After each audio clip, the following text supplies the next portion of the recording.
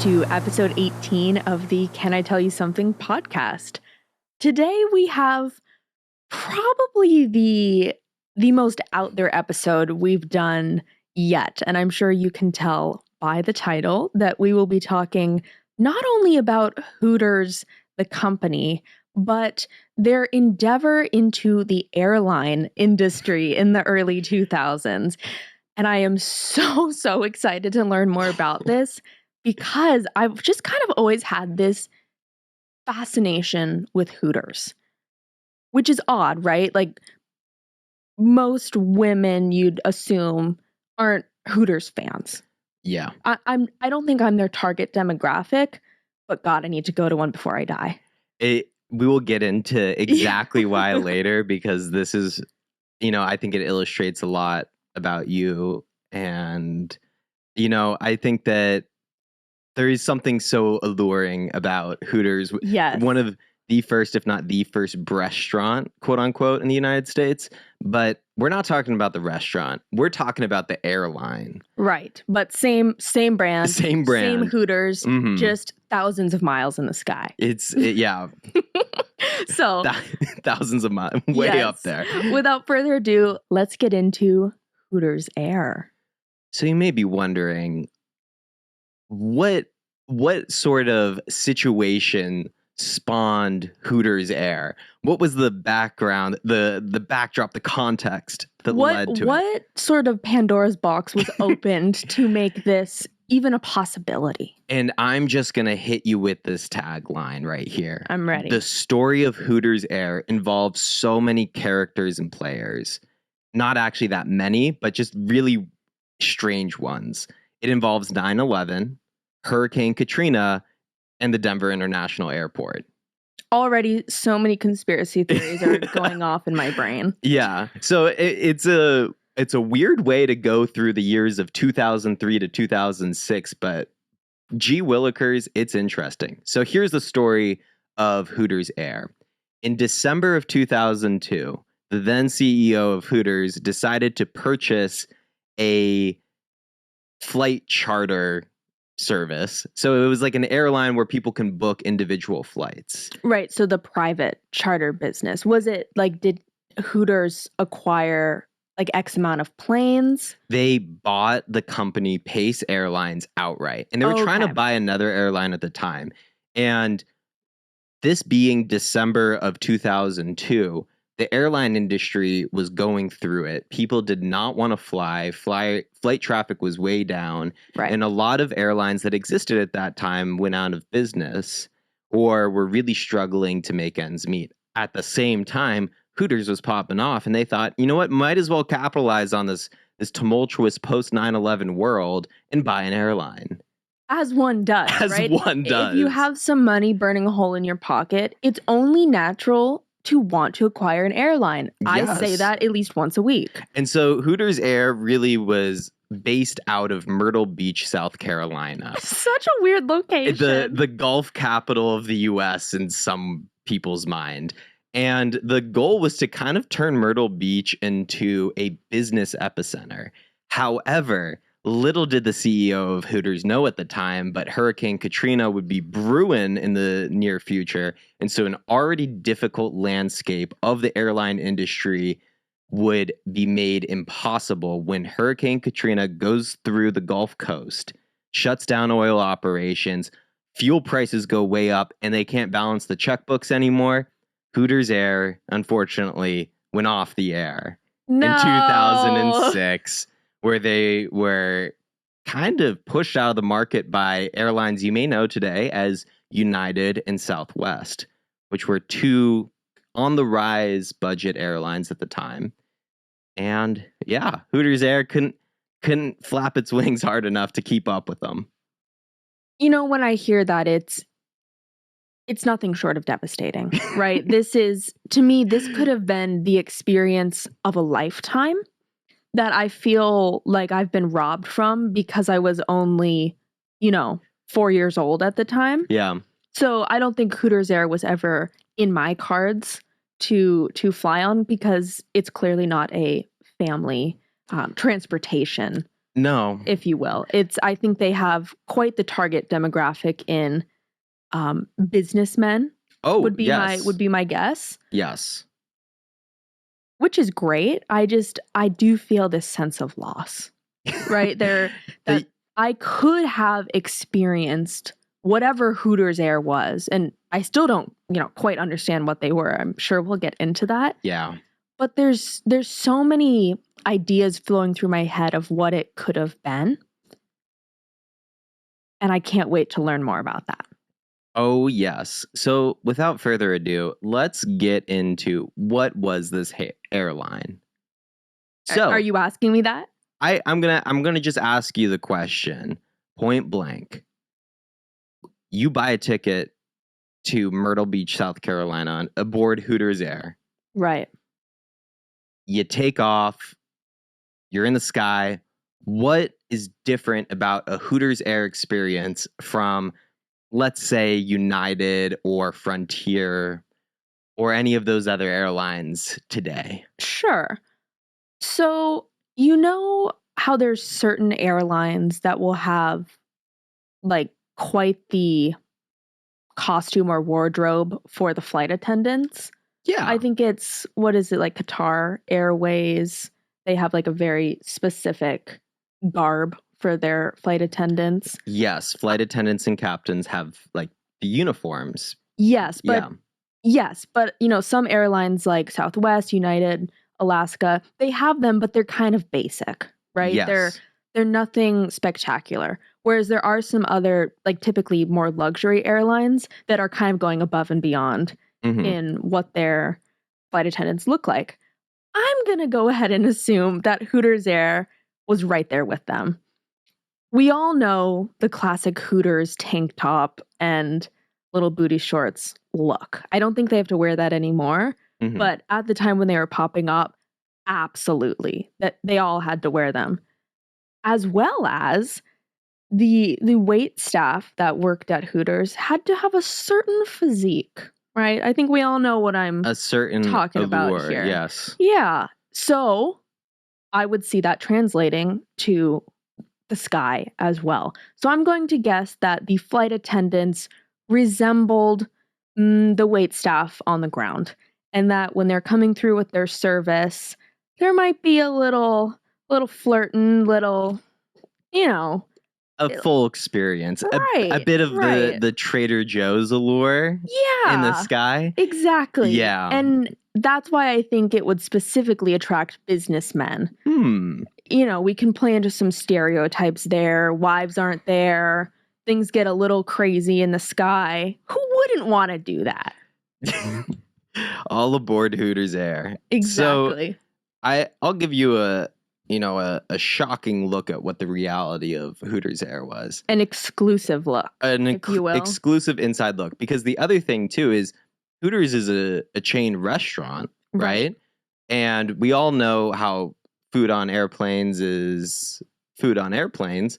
Could have been a great opportunity to really spice up the cuisine. Sure, especially at that time, because I think, food on airlines has gotten a lot better. Yeah. It's still not great, but it was so much worse even a couple decades ago. Yeah. So there was definitely an opportunity to get maybe some beer and some wings, the classic Hooters vibe all the way around. Yes. So, if you were the CEO of Hooters at this time for Hooters Air, I think that business could have taken off with your guidance right there. Oh, there's no way it wouldn't have. But unfortunately, we have a couple factors that we got to consider. First, I just want to be clear. Hooters wings were not served aboard Hooters Air. What? Yep. Yeah, it was like Hooters branded, like they did one of the things that they did do was have complimentary meals for flights over an hour, but there wasn't the same Hooters Air, Hooters restaurant conversion in cuisine. I see. And it seems like they only did domestic flights, right? They're not leaving the country. I think that they did the Bahamas, but that doesn't really count. Yeah, they're not going to Europe or Asia. Yeah. So, I mean, even other airlines here that just fly domestically, you're not getting meals, right? It's too short of a time. Yeah. So I get it. I hear you, I see you, but it's disappointing. It's like where'd the wings go? Like we couldn't figure out wings on the flight. And I feel like there could have been so many great marketing, like get your wings aboard our air wings, or something. There, a marketing team could have just been absolutely revolutionary with this. It would have been almost too easy, I think, to market it. So the internet comments that I was finding with anything Hooters Air media, people were just going nuts for it. So much like you could just scrape the comments and then you have marketing for the next 10 decades. Right. And I have some of those comments to share with you all because they are absolutely amazing. So this is a YouTube video called Hooters Very Real Airline, posted by Half as Interesting about 2 years ago. Mm-hmm. Eric Nilsson says, in the event of a water landing, our stewardess also serve as buoyancy devices. This is another one posted by a user named Gabinky. I flew on Hooters Air from Baltimore to Myrtle Beach as an unaccompanied minor. It was an old 737, and I won a keychain in a trivia contest they had. I doubt the other passengers were thrilled to have a long interruption over the PA. But the craziest thing was, my grandmother bought the ticket for me to come see her. I guess she wanted a cheap flight and thought, he's a boy, he'll like it. So that actually perfectly leads into what was it like staffing wise aboard this airline? And it's the airline industry, so there are regulations with who can and cannot be a flight attendant. So the flight attendants aboard Hooters Air were FAA like certified flight attendants. They were just kind of regular flight attendants. I'm really happy to hear that because I don't think people would feel that safe with just the wait staff. Yeah, but then that's where we get into the weird bit, which is that they would have 2 local Hooters girls aboard every flight that were responsible for entertaining the cabin. Oh, interesting. Yeah. So they had a full staff, pilot, co-pilot, and then however many flight attendants were necessary at that time. Yeah. Plus 2 Hooters girls. Local Hooters girls. Local to whatever city the plane was leaving from. That's fantastic. And so the trivia thing and like winning a keychain, they would do like trivia, they would do like games and all that sort of stuff. Because they were trying to make it, here's like a fun little flight environment. But I could just imagine getting the 6 a.m. Hooters Air flight and just not being about the trivia, the games, but it sounds like for this kid it was kind of a blast. I do have another comment that I want to share because you talked about the meals and how they didn't have like the wings or the beer, the classic food you would associate with Hooters. Yeah. Another user from this same video called Lame Bear 1000 said pretzels, because I think this video said that they just serve pretzels. Gonna have to stop you right there. They served a full sandwich for my economy flight from Baltimore to Myrtle Beach, both there and back. Best in-flight meal I've ever had in economy by a long shot. Also, it was so sparsely populated that I had my own row, own window, plus 2 or 3 rows ahead and behind me. My goodness. Best flight I ever had.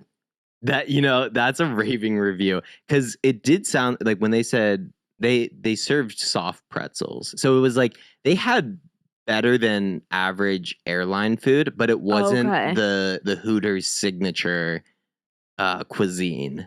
I have another one. There's just so many like amazing comments because these are people that actually flew on this airline. Which it's like props to you. Yes. Another user, Steven Schwark. I kid you not, my college marching band chartered a flight via Pace back in 2004 to get us to the bowl game.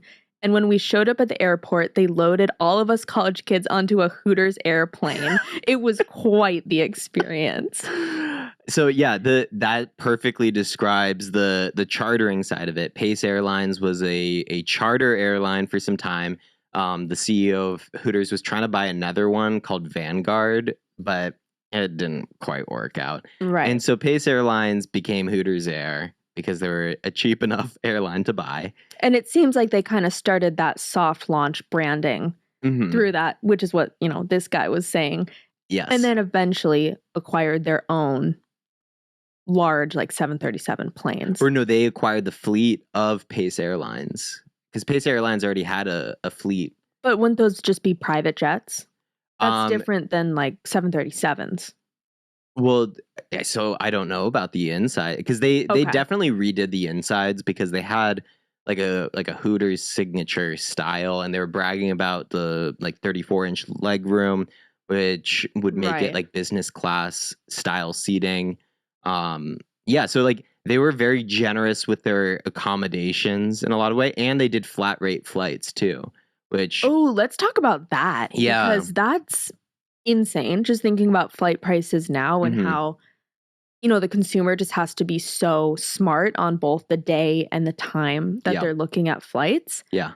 So I'd love to learn more about flat pricing. Yeah, so they charged a flat rate of $129 for a lot of their flights. And while that might sound like a fair bit of change in some ways, with 129 being a flat rate, if we convert it to today's dollars, we're adding 50% due to inflation. So in today's money, 129 or 130 becomes like 180 each direction. That's still a really cheap flight now. Yeah, exactly. And Is that a round trip? or that would be one direction. I don't know if they did round Oh. trip deals or anything like that. But then also think about it, like it is a business class density flight in terms of like your seats and all that sort of Right. stuff. And so I mean, it was like it kind of played into more of the premier accommodations for a flight. Which is interesting because they eventually we'll kind of get more into it, but they did get outcompeted by Southwest and United. Mostly United though, which is funny now thinking because United isn't necessarily considered a budget airline the same way that Right. others are. But Southwest kind of is, but yeah, I think I would categorize United as definitely a high cost mhm. airline. And it's strange to think that they undercut Hooters Air to assert dominance over the the continent, skies. over the skies. United Airlines is the villain in this story. Yeah, so all great points from that comment section. There's a lot that they kind of touch on. I mean, I just think it's great to actually hear from people who flew this airline because it was so short-lived. Yeah, 3 years is nothing. Yeah, that I can't imagine that many Americans were actually flying it. Especially that one comment said how sparsely populated it is. You talked about 9/11, post 9/11, it's just flying was down in general. Yeah. And Hurricane Katrina, which I think we should get into a little bit later, just changing fuel prices. And, the country was just in a really, really bad time before this. So it makes sense financially that people wouldn't want to be flying that much. But if you add a cultural and social layer, I would assume most people would not be inclined to fly Hooters Air. Yes. And they probably wouldn't want their children anywhere near it or their husbands. It's just, I personally, I would love to, but I can definitely see how it would be quite the controversial issue. And I'm sure it was talked a lot about in the news. And, it just sounds so juicy. Can you think about if Hooters Air was an airline today? Can you imagine how the internet would react? Oh, it would be wild. I think that, I am biased based off of your illustrated reaction to learning about Hooters Air, but I feel like people would just meme it and have a lot of fun with it. Yeah, the other bit too is that as much as this was a serious airline operation, this definitely was a move to give Hooters some publicity, to give them something that's a bit more of a spectacle. Of course. It's like the Taco Bell hotel. They could be taking a loss there every single year, but the fact that this mysterious place exists makes it so that it is a part of almost like like our cultural absurdity. And so, yeah, now 20 years, literally 20 years after this airline that lost $40 million existed, we're still talking about it. Like, just think about that. But I had no idea that this existed. Yeah. You had to tell me about it. How did you learn about it? I forget exactly, but I want to say that I saw a video about it. And yeah, it seems like there's a few juicy YouTube videos out there. Yeah. And that's where I remember first learning about it. And then I kind of forgot about it for a while. And then I just had a weird sort of brain, remembering moment. And I was think it happened when I said that I wanted to go to Hooters. Yeah. And then I was like, did you know that Hooters had an airline? Okay. So I think let's get into my obsession with Hooters. Okay. Yes. And why I want to go. So let's unpack it. Yeah, I've never been to a Hooters. Mhm. I think that there's one in Denver. I'm sure that there's some in the Colorado area. Yeah, but where we lived and where we grew up, there absolutely was not a Hooters. And where we are now in Seattle, there's also not a Hooters. It was permanently closed. Yes. So I never really had direct access to it. Also, growing up as a kid and like a woman, let's just say it wasn't encouraged in my family to go to Hooters, right? Yeah. This wasn't like a thing that was talked about. But for some reason, I've just found it fascinating, right? Because on paper, it sounds like a wretched, horrible, awful company. It sounds like it's exploiting women's bodies, only allowing certain women to work there based on how they look. So that's excluding a whole other population that could be working there. And it's obviously attracting like a very, very odd and possibly dangerous clientele. Yes.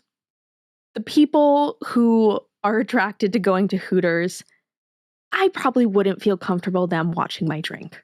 Yeah. Right? Like there's some sort of scary emotion that I feel thinking about the men that go to Hooters for fun. That are enthralled. They're like, oh, we need to go to Hooters. Yeah, because I'm worried of, why? Why do you want to go to Hooters? Right? But for me, as a woman, I've always thought, well, if I went, I feel like I could make the wait staff feel safe and appreciated. And I think that's a valid thing because women who work in the service industry, but also semi-sex industry, it's like Hooters is kind of an in-between. It's definitely wait staff and service work. Yeah. You don't have to perform any like sexual acts, but there's some sort of middle ground. It's kind of a gray area. That's where like I think that there was that pressure to create a term for it being the breastaurant. The breastaurant. Yeah. Which is so funny. It just rolls off the tongue a bit too easy. Right. It's just too good. Yeah. And so, I'm sure it's natural that women there are thought less of by their family members or just the general community in the way that sex workers are. That has always made me so mad. Mm-hmm. And I think that's where my fascination comes from because I have this desire to change the narrative like very actively and saying, no, women who work at Hooters now have the opportunity to exploit the men that are coming to pay for their service. It's kind of like a giant FU. It's like, if you're going to come here, then I'm going to get really, really good tips from you because you suck. You're a weird garbage human. Yeah. Pay me now. It's kind of empowering to me. I don't know. And of course, I've never worked at Hooters. I certainly couldn't. I was not blessed that way. But I kind of would wonder how women who have worked at Hooters or still work at Hooters feel about that statement. I wonder if they feel that or if it is like God, like I don't want to work here anymore, but I have to for X reason. Yeah.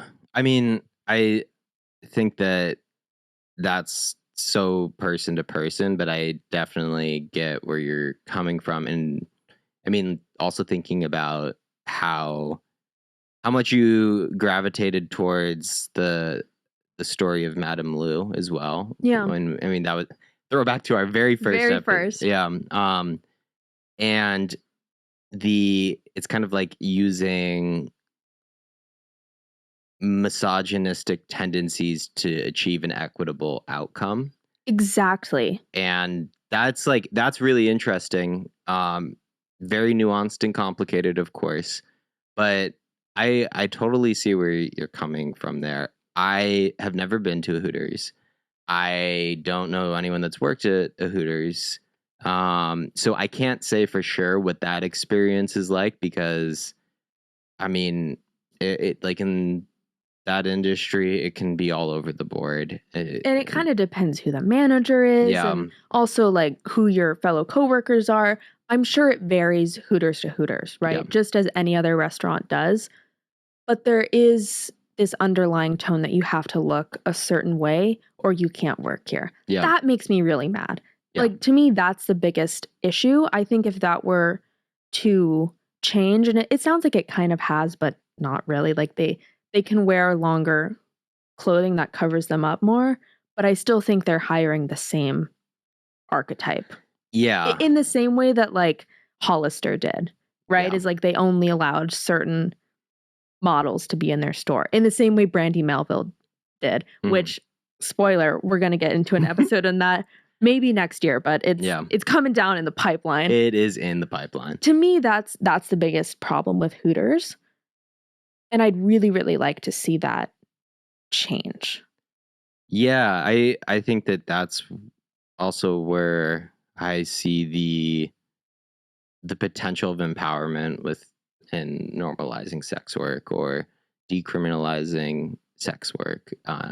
We in Seattle, like Aurora Ave is a place where it is entirely decriminalized, which is why there are a lot of sex workers there. Yeah, and I think, a lot of cities have that. But again, like Hooters is not sex work. Yeah. It's like kind of.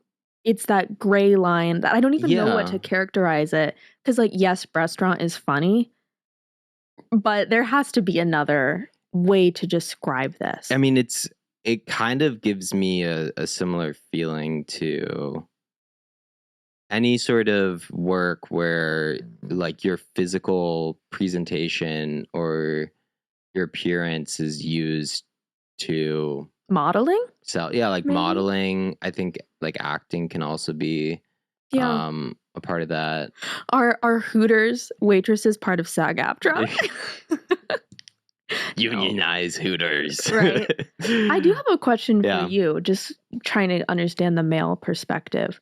Growing up, what did you think of Hooters? And did you know like any of your friends who like were into it or wanted to go? Or like how was it talked about in like the teenage boy sphere? So I've never been to Hooters, as I've previously stated. But I've heard of Hooters. I'm familiar with the allure of it. It was characterized as like, this is a restaurant where sad men go to eat like shitty wings and stare at girls. Kind of an incel-ish vibe or gamer type. Yeah. Yeah. I get you. Like if you genuinely were going to Hooters because you love the wings, like that was kind of like, really? Like just go to Buffalo Wild Wings? Like, you sure that's why you're going to Hooters? And so that was the perception I had. But I did know some of my friends that were captivated by the allure of Hooters, and they went to one like all together, and it was interesting. It was a cross section of my friends that I at the time would probably characterize as more like immature teenagers that just wanted to, I don't know, live out some idea that they had. And it's like, they go there and they probably just giggled a bunch and then Right. They weren't harming or they might have been talking about the women poorly, but they were just probably like, I don't know, annoying teenagers to serve. And I'm sure Hooters waitstaff is so used to that that it has to be a daily occurrence. I guarantee you they're laughing about those kinds of customers all the time. It's like, oh, those poor kids. I wonder if those are you wouldn't make as good tips off of kids, right? Yeah. But I wonder if there was an element of like, oh, how cute. Like, Yeah. you kind of feel safe around them. Like, oh, they're like, trying. we know exactly why you're here, right? I could also imagine kind of having fun with that dynamic in terms of just like, so what brings you in? Yeah, why are you here? That's interesting, because just thinking about my perception of Hooters growing up, it was very, very different. Yeah. It was flipped on the women. It was, these women are X, Y, and Z, fill in whatever bad adjective you want, for working here. Like, they're the ones that are wrong, and you should never go to a Hooters and be around these type of women. Yeah. And I think that must be why I had such a harsh, like, 180 flip on, like, wait, why? Yeah. Why wouldn't I go? Like, I'm a girl's girl. I want to go hang out with them and support them. Yeah. In a way that doesn't feel so creepy. Yeah. I mean, it's all kind of just very interesting. And I think that line of, work that has a sexual undertone, I think is probably the best way to describe it. Because you're right, it's not sex work. But it does have a overtly sexual undertone. Exactly. And I think that when it comes to that undertone being sold, a lot of the time I think it's quick to just say, snap your fingers and say that's bad, wrong, and then just start blaming people because it's morally irreprehensible, it's this questionable thing. But I think that when something does question like traditional morals or the family values, quote unquote, to ask why you feel that way. Like, what is it about this that is making you so upset? Yeah, I think that can be a really good question for all of you out there. Is, I'm sure everyone kind of has their own perception of Hooters, and now Hooters Air. Yes. Why do you feel that way? Or why did you feel a certain way? Because as we all grow up, we have a little bit more life experience each year that we can take and then reflect upon later. Yeah. I think Hooters can be a really great example, or even a lesson on how to reflect on your values. Yeah. And also learning how to not punish specifically women for just making a living. Because that's all it is, right? It's just a job. Yeah. And at the end of the day, it's not their identity. Unless they specifically want it to be, then go off. Yeah. But it's just a job. We all have jobs, or have had jobs that we don't love, that we don't align with, but we had to do it at the time. Yeah. And it's so unfair to punish women for that when it just happens to be involving the way that they look. Yeah. And I think that there's another element too, where if you do fit the profile of the typical Hooters girl, you shouldn't be villainized for running that shit, right? For capitalizing on it. Like, that's where exactly it just makes me so mad. Like, so they're aware enough to know what's going on, and they're making the most of it. Okay, like, let's say that's how I feel. You're born with a nice rack, well endowed. All the power to you. Like, go use it. And then let's say you weren't, and you bought one. You bought go use it. You're not a bad person for wanting to do that. And the way you can prove that is like flip it on the other side. What if it were men who were dressed up in the way that Hooters is, and they were targeting women? There would be a completely different narrative around it. Yeah. That's how you know that it is a gendered narrative. Yeah. Right? Because if we were to do that and saw, oh no, it's still blah, blah, blah, then it would mean that Hooters had another problem. Yes. But it's not. It has to do with people are upset when women capitalize on their own bodies. Yeah. And that's like a tale as old as time. Unfortunately. And so, yes, we can also point at, like male CEO, like what's the demographic of most of the manager? Like, there's a lot of dynamics that should be questioned within that business model.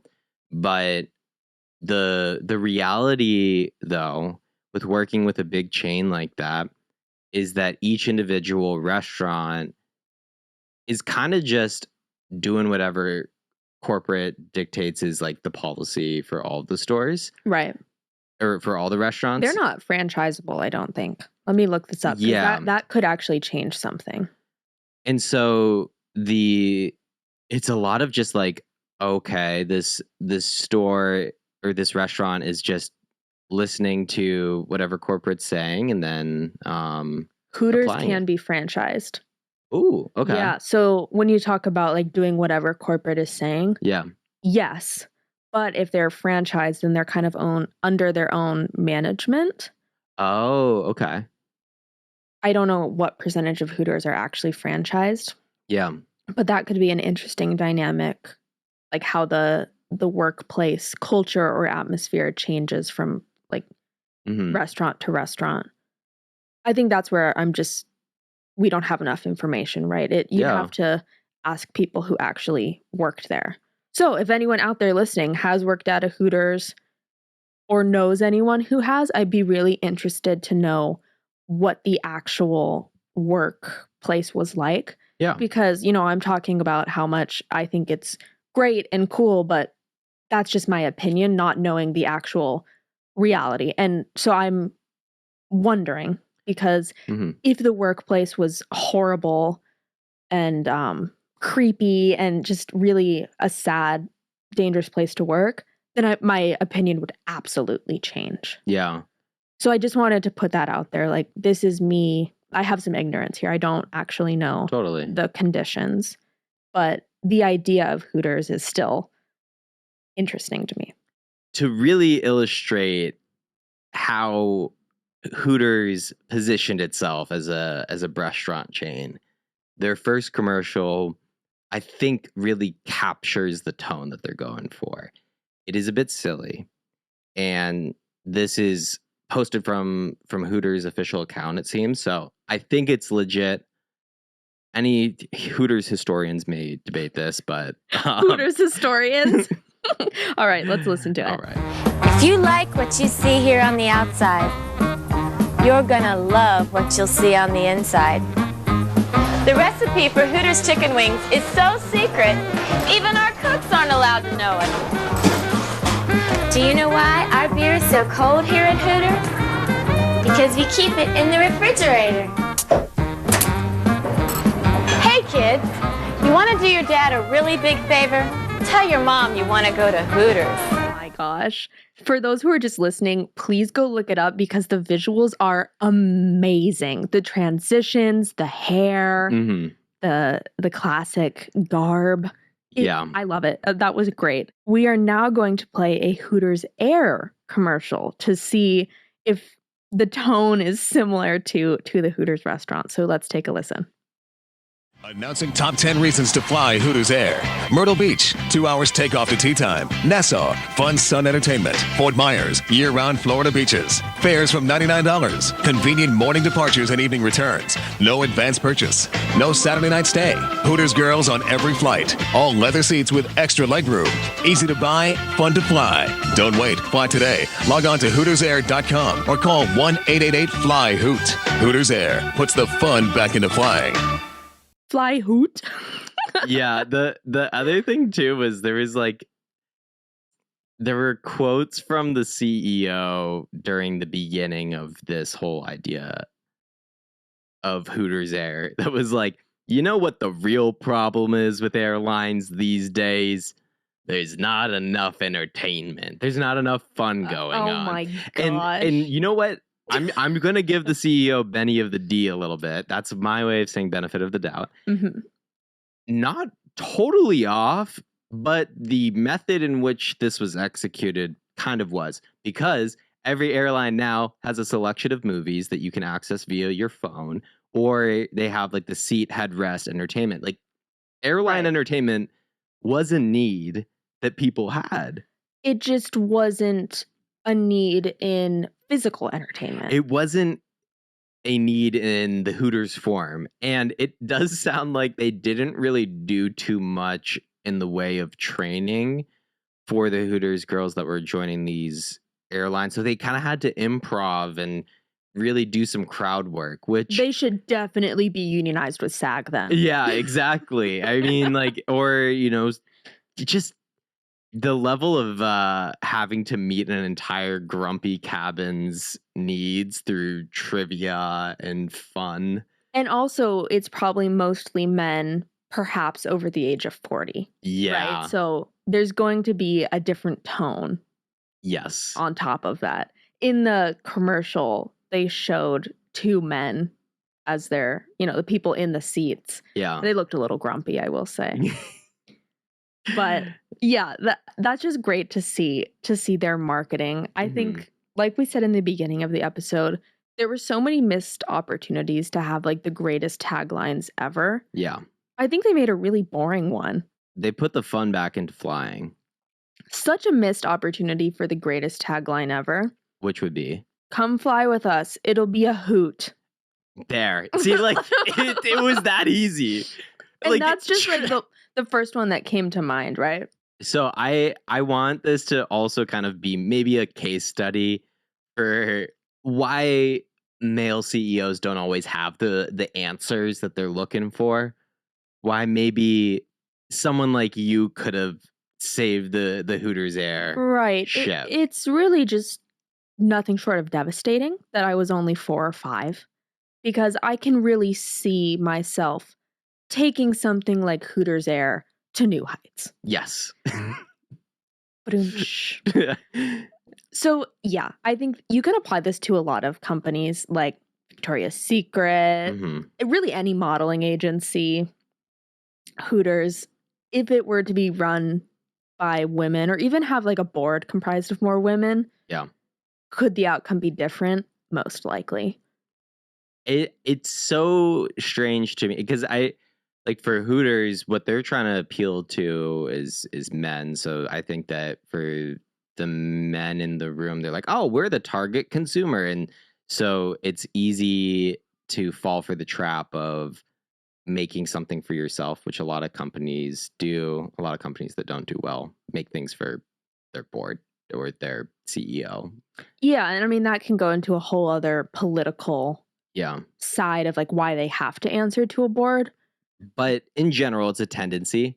And so that's where it's like I think that there was just a missed opportunity to recognize that underlying dynamic of it's kind of more like creepy men that are going in paying hefty tips for a spectacle, but it's right. Whose pocket is that money going into?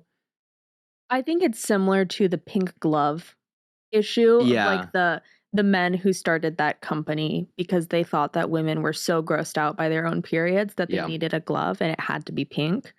And, it tanked because not a single woman on planet Earth wants that. Yes. I think you can apply that to Hooters. Oh, totally. Because the way that Hooters, especially in the early 2000s, was appealing to men doesn't work for like any other demographic. And so if you can find a way that applies to both men and women and different age groups, not saying children, I don't think minors should be part of this. Yeah. That opens up so many more revenue streams.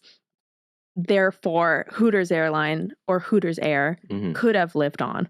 So with that, let's clear the air. I'll be here all night on why Hooters Air failed. Okay. Now that we're at the end of the episode, we have to wrap up, this beautiful, amazing treasure that was Hooters Air collapsed in on itself. Why did that happen? The fall from grace, if you will, the descent from the sun that Hooters Air experienced was nothing short of a byproduct of its time. It's weird for me to go and learn about details surrounding not just Hurricane Katrina being the hurricane itself, but everything else that was implicated in it, because I was so young at the time. I mean, I was 6 when that happened. So don't really have a good memory. But the only context I have is the Kanye, George Bush doesn't care about black people line. Yeah. Agreed. Like, and we've kind of talked about this throughout the episode.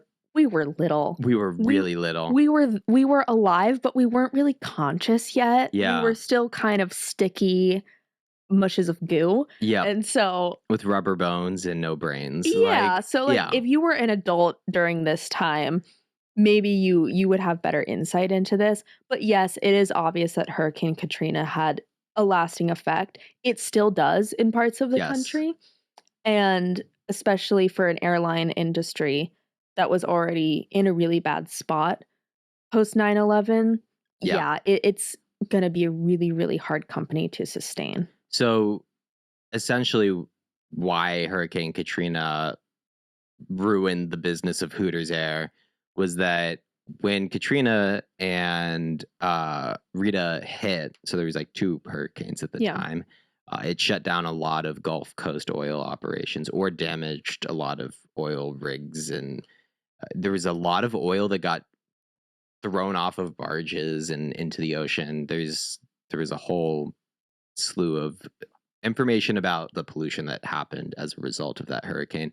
But as a result, oil got really expensive, and that's one of your biggest costs as an airline. And not only that, but this is where we get to introduce United and Southwest, who were operating with, I would probably characterize them as like just more sound business models at the time.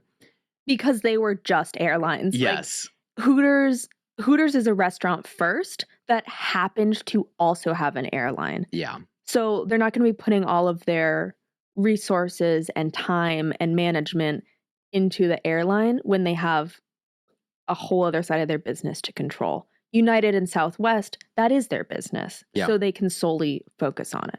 Yeah, there is no Southwest restaurant or United restaurant. Maybe one day. If you've been craving those pretzels and those little waffles that they give. Yeah. Love those. And small sized cans of soda. Yes. What could be? But at the time too, so I mean we're talking about a post 9/11 world. Flight traffic goes down, and it turns out that DIA, or Denver International Airport, was subsidizing routes to and from DIA. And that was in an effort to increase the traffic there after they just built a huge new airport, which I want to say is like, it has one of the biggest footprints of an airport, purely because of the thinner air, bigger runways, that sort of stuff. Absolutely. And it's just a hub, not only domestically in the US, but internationally. Yeah. Just so many flights come out of there. Because it's central to the US, but it's also huge. Yeah. And so at the time, it was that airlines that made that trip were guaranteed to make money, which is a huge deal for an airline. But you said in the beginning that Hooters Air flew out of Denver. Yeah, so they were on that route. They had a route from Illinois to Denver and Illinois to Las Vegas through it was a more regional airport south of Chicago. So they were like also playing into some smaller airports that don't get as much traffic to say like, hey, like let's, Gary, Indiana was one of those places. It's like, we're bringing business people to Gary, And so finally, always wanted to go there. No hate if you live in Gary, Indiana. Yeah. But yeah, it was one of those things where they were among other airlines that were trying to compete for these spots that were these subsidized routes, and they couldn't handle the fuel increase. And they lost out to United, who eventually uses Denver as their hub. Right. So yeah, they got out competed, and they lost to some pretty big airlines today. So it's not like they were bought by another airline. No. They just simply ceased to exist. Exactly. And so they stopped their scheduled flights to and from Denver at the beginning of 2006, and then by March, operations had ceased. Wow, that is a very, very quick Yeah, it is. It was like time period. it was a turnaround because let's give, for the listeners that are like, okay, what Katrina, oil, DIA, Bush. like what was the actual timeline of this whole thing? And I can give it to you. That is what I'm here for. I am here to help ground this ridiculous narrative. So, Hooters Air suspended services on January 9th, 2006 and ceased operations April 17th, 2006. So I was a bit wrong. April 17th, 2006. Still 4 months. And it was in August of 2005 that Katrina happened. It was like August and then into early September. It's not just a single day event type deal. And yeah, so then what's also kind of weird too is that Pace Airlines, the company that was bought by Hooters, continued general charter flights until September 2009. So then another recession and they're gone. So Pace Airlines, just thinking out loud here, Yeah, would have had to completely rebrand the Hooters the branding Jets. inside, to like revert back to whatever they were originally. That's a lot of money. Yeah. This just seems like just such a ridiculous business venture. This is like, this gives me early billionaires doing Just stuff. messing around with their pocketbooks. Yeah, exactly. I mean, the other thing is that they lost $40 million during this. And I did the inflation calculation. That's just over $60 million today. So to ground ourselves in what a $40 million loss was in 2006 and then converted to $60 million in 2023. Let's see how much Hooters is worth. Okay. So the most recent number I could find was in 2022, they had a peak revenue of $1.2 billion. Okay, so this isn't a multi-million or even hundreds of $million worth company. This is a giant corporation. And so a $60 million loss, that's nothing.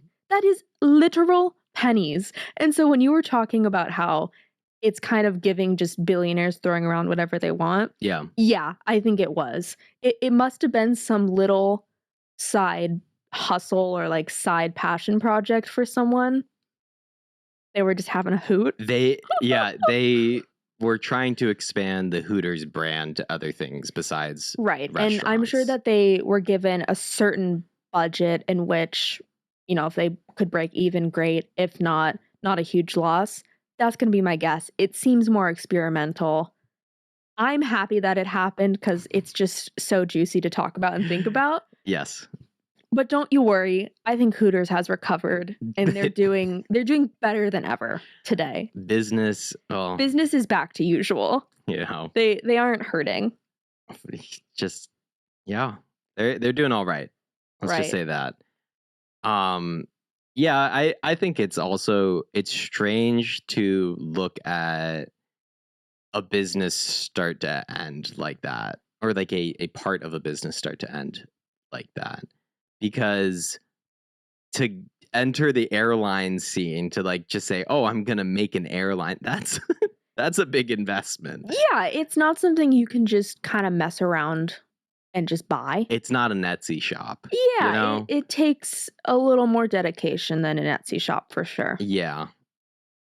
So and then the whole other bit too of like the restaurant industry has a lot of like food safety regulations that they have to comply with, and like there are a lot of rules in that landscape.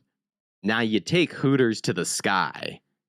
The regulations go crazy, especially post 9/11. Post 9/11. Like I'm sure it was just a nightmare for airlines that were already established. Like you said, so many went out of business.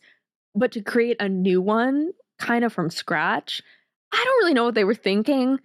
They were trying to them. They were buying the dip, I guess. Yeah, like oh my gosh, triggered by that. Yeah. But Yeah, I think they thought they were onto something. It happened to not end up in their favor, but I get a hoot out of it. Anyway, I think that is going to conclude our episode of the history of Hooters Air. Yes, the takeoff and landing of Hooters Air. Oh my gosh. Okay, that is definitely our sign to go eat a snack and take a nap. Yeah. So I hope everyone out there enjoyed this episode. It was definitely kind of a more lighthearted, silly one. Let us know if you like this style of episode. It's definitely easier to talk about, right? We're not dealing with such heavy topics. Also, it's a weird way of looking at history. Sure. And learning about stuff's always been a little weird. Stuff's always been a little silly.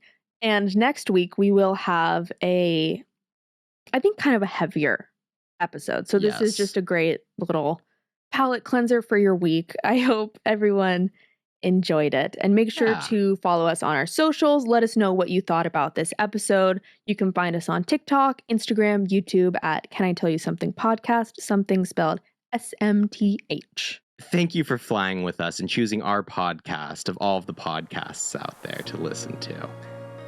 Until next week. Bye. Bye.